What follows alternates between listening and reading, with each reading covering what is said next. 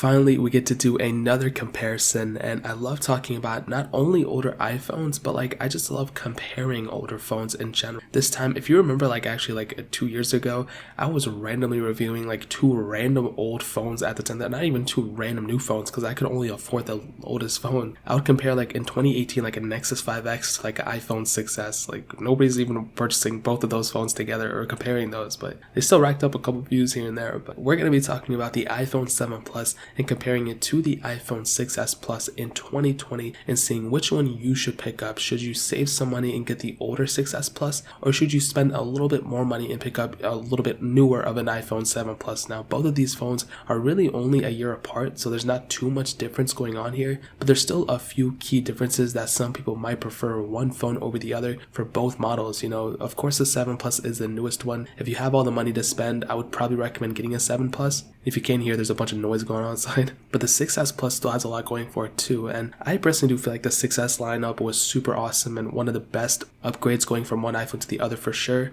Now, looking at the date of release, the iPhone 6S Plus came out in 2015, the iPhone 7 Plus came out in 2016, so there's a couple differences in terms of the age. The 7 Plus is actually 1 year newer, which is a cool thing, and technically speaking, the software updates might be a little bit different here and there too for both, but I'll get into that in a second. Now, looking at the front, you can see we have basically the same type of setup, 5.5-inch panels on both phones, 1080p IPS panels, and I don't really see one being better than the other. I think they're both exactly the same thing. Some people have said different things, one gets more brighter, this and that might be the case, but I don't really see that. I think they're both pretty much the same for the most part. On the top and bottom, you can see you have quite a bit of bezel, which some people might not like, but what I can tell you is, this is coming from somebody who uses an 11 Pro, who has all the phones and reads all the comments. People don't look at these phones and think you have a super old, outdated phone. They just think you have one of the older iPhones, which is not that as bad as saying you have a super old, outdated, ugly phone. It's not really the case. If you look at the bottom, this is where things get a little bit interesting. The iPhone 7 Plus, first of all, both these phones have Lightning ports,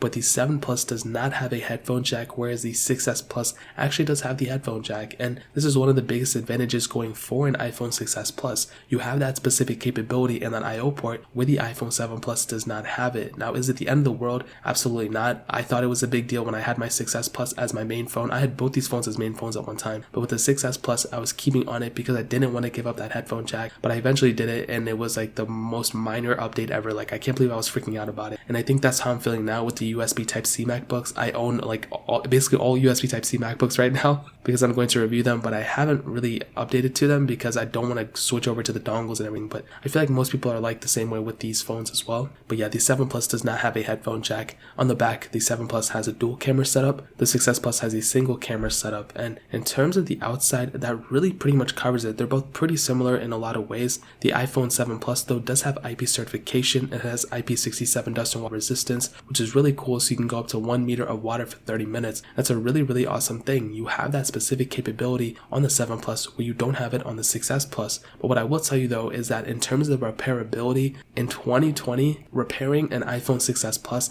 will cost you less money and overall be easier to do than if you were to do it on an iPhone 7 Plus. Parts are technically cheaper on the 6S Plus, but you can repair a screen and everything like that on the 7 Plus too. But the problem is that not all functionality will work.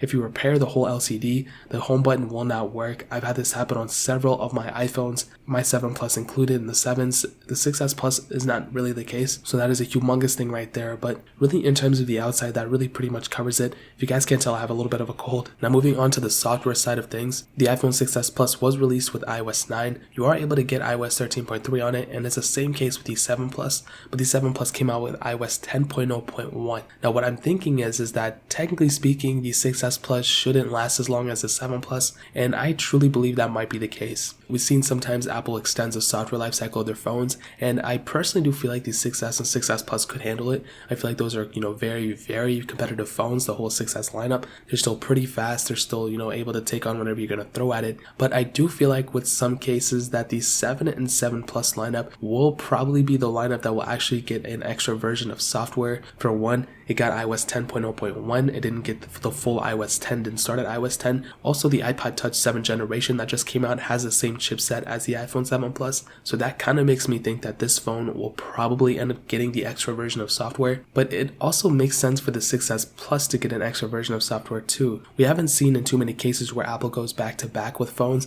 so they'll extend one phone with software and then the other one with software at the same time. So maybe it can happen, maybe it won't. I hope, it'd be really cool if it happened. But if Apple switches to their new lineup and their way of supporting apps and their new way of supporting software, they will probably be able to go and still support software updates in terms of security updates. So it won't get iOS 14, but it'll get iOS 13 updates when iOS 14 is still coming out, if that makes any sense. So both phones are very close. I don't think one is going to go crazily on top of the other, but in terms of software, but a really cool thing between both of them, they're both supported with that checkra jailbreak, so you can easily go and jailbreak both devices, which is really, really awesome. So you have that type of capability on both devices, which is awesome. So that kind of covers it there. Now hitting on the performance, the iPhone 6s Plus came with the Apple A9 chip, a dual-core CPU, and there were several different models of the iPhone 6s Plus, but all the models had 2GB of RAM, where the iPhone 7 Plus had the Apple A10 Fusion chip, a quad-core CPU, and all those models had 3GB of RAM. What I can tell you in terms of performances is that, the iPhone 7 Plus is the better performing device, there's no way around it, but the 6s Plus literally is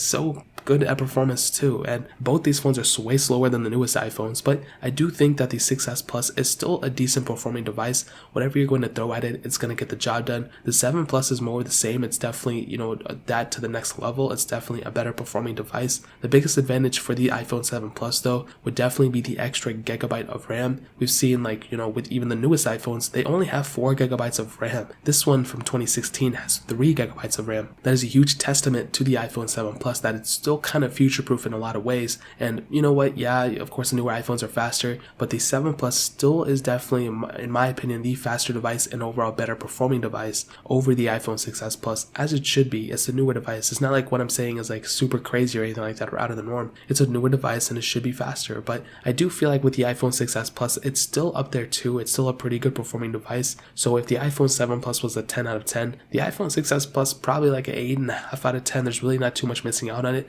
Probably just that extra gigabyte. If it had that, it would have been a little bit of a different story, but in terms of the performance side of things, that really pretty much covers it, to be honest. Now hitting on the camera, the iPhone 6s Plus came with a 12 megapixel sensor, a single sensor, and a 5 megapixel front-facing camera. The iPhone 7 Plus came with two 12 megapixel sensors on the back and a 7 megapixel front-facing camera. Now, quality wise, they're both about the same quality. There's not one phone camera that has a way better camera quality photos than the other one, but what I will tell you though is that, I will be honest, the iPhone 7 Plus really did future-proof itself by having that extra telephoto lens. That was honestly one of the best things ever for the iPhone 7 Plus to have, because if you look at it now, basically Apple did future-proof the iPhone 7 Plus by giving it that extra camera sensor. That's honestly one of the best things Apple ever did. Honestly, even just one extra camera sensor really future-proofs a phone. If we look at phones nowadays, they have triple camera setups, and this lineup of phones in 2020 are going to have massively increased camera sensors, but there's no exception that the iPhone 7 Plus with that telephoto lens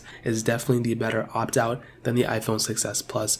You're much better off having two camera sensors. Even if one of the camera sensors isn't as great as quality, having more camera features is definitely more important in the long run than having the best quality, because quality can be subjective for a lot of people. In terms of the actual frame rates you can film in and everything, they're almost exactly the same. 4K at 30 frames, 1080p at up to 120, so those things are really cool. Front camera at 1080p, and really in terms of that pretty much covers it up in terms of the camera setup. There's not too much craziness going on, but the iPhone 7 Plus definitely has that advantage by having that extra camera sensor. So that's an extremely important thing to note. Now, ending it off with the battery life, both phones have pretty decent sized batteries. They're both pretty similar. The iPhone 6s Plus has a 2,750 mAh battery. The iPhone 7 Plus has a 2,900 mAh battery. And what I can tell you is, in terms of the battery life, is that I truly do think that the iPhone 7 Plus might have the better battery life overall. When I was using these phones as main phones, I thought the 6s Plus's battery life was going to be worse, but it really wasn't. The 7 Plus's though was actually very, very good.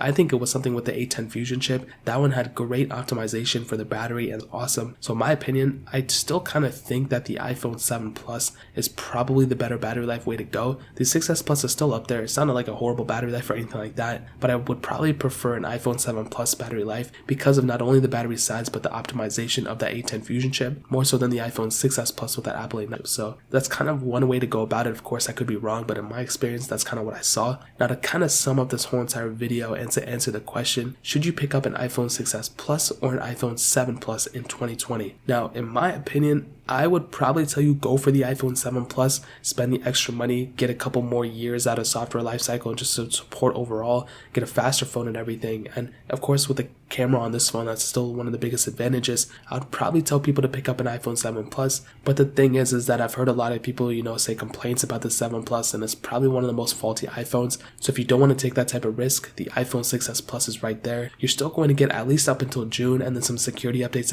until then, probably until September. So that's kind of how I would go about doing it. Sorry if the audio just changed. I had to kind of switch with the setup, but that really pretty much covers it. There's really not too much to hit on anymore. If you have the choice, I would probably go for the iPhone 7 Plus. But like I said, if you don't have that choice, if you don't want to take that risk, you can always go for the iPhone 6S Plus. That is always a really good option as well. So if you want to pick up either of these phones, I'll link them down in the comment section below, actually in the description below, so you guys can get it from there and help support the channel at the same time. But that is really pretty much it. If you guys have any other questions or anything, let me know in the comment section as well. Hit that like button, that would mean so much, but definitely hit that subscribe button. Every single subscriber that we get really does count, so it means so much if you guys could hit that. Also check out the other links down in the description as well. My Twitter, my Instagram, my second channel, all those links are linked down below. I'd really appreciate if you guys could check it out. But more importantly than everything else, I love every single one of you guys. Hopefully I'll catch you guys in the next video. Peace out till then.